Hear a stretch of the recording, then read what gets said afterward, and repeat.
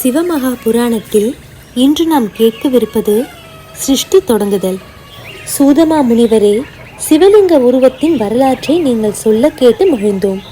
இனிமேல் சிவபெருமான் ஜோதி வடிவமாக இருந்து மறைந்த பிறகு என்ன நடந்தது என்பதையும் சிவபெருமானது பெருமையையும் அவர் உலகத்தை படைத்த வகையையும் எங்களுக்கு விளக்கமாக கூற வேண்டும் என்று சௌனகாதி முனிவர்கள் கேட்டார்கள்.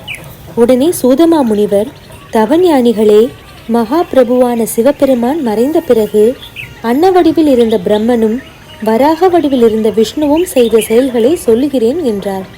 அப்போது நைமிசாரண்ய வாசிகள் அவரை நோக்கி, சூதமா முனிவரே, எங்களுக்கு ஒரு சந்தேகம் உண்டாகிறது.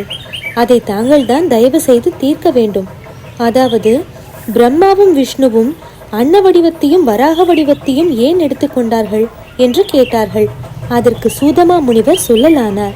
அன்னப்பறவை ஆகாயத்தில் நெடுந்தூரம் பறந்து செல்லும் ஆற்றலுடையது.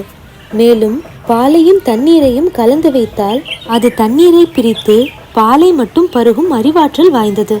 அதனால் பிரம்மதேவர் ஞானம் அஞ்ஞானம் என்ற இரண்டையும் தனித்தனியாக உணர்ந்து கொள்வதற்காக அன்னப்பறவையின் வடிவை எடுத்துக்கொண்டார்.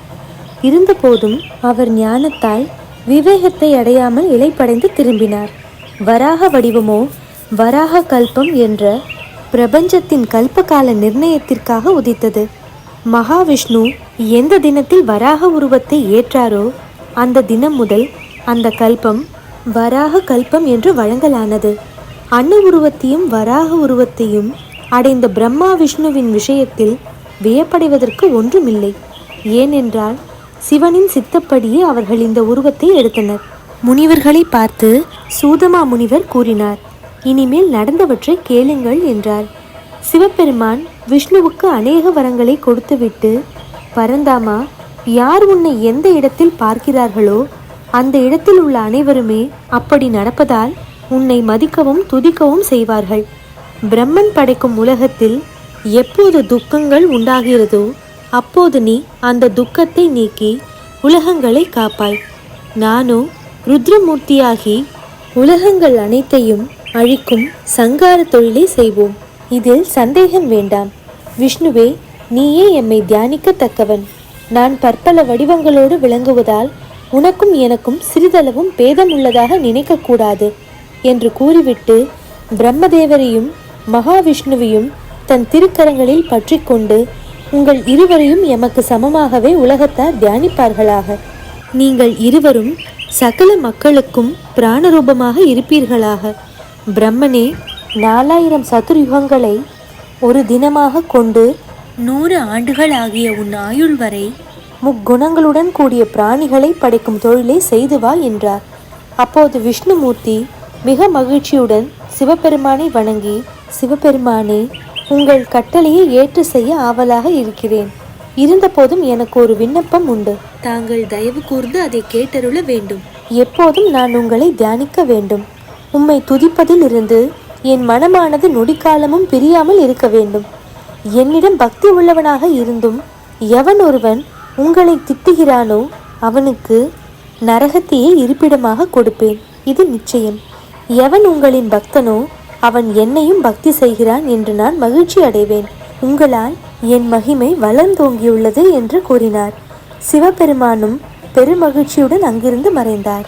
பிறகு உலகங்களுக்கெல்லாம் பிதாமகனான பிரம்மதேவர் தான் பெற்ற கட்டளைப்படி விஷ்ணுவையும் பணிந்து அவரால் ஞானம் பெற்று படைப்பு தொழிலை செய்ய ஆர்வம் கொண்டார்.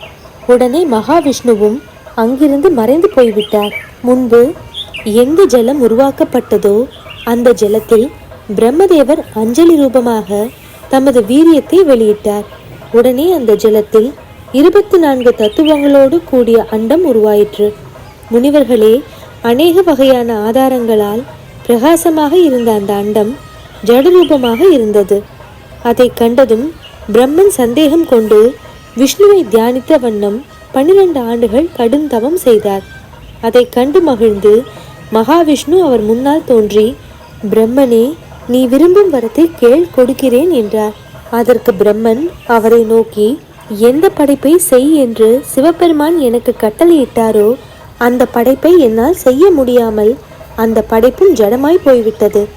ஆகையால் நீங்கள் பிராணவாயு ரூபமாய் அதற்கு பிராணனை உண்டு பண்ண வேண்டும் என்று கூறினார். அதை கேட்டதும் விஷ்ணுமூர்த்தி சிவபெருமான் கூறியபடியே செய்ய விருப்பம் கொண்டவராய் 1000 தலையும் 1000 காலும் கொண்ட அனந்த ரூபம் ஏற்று அந்த அண்டத்தை சூழ்ந்திருந்தார்.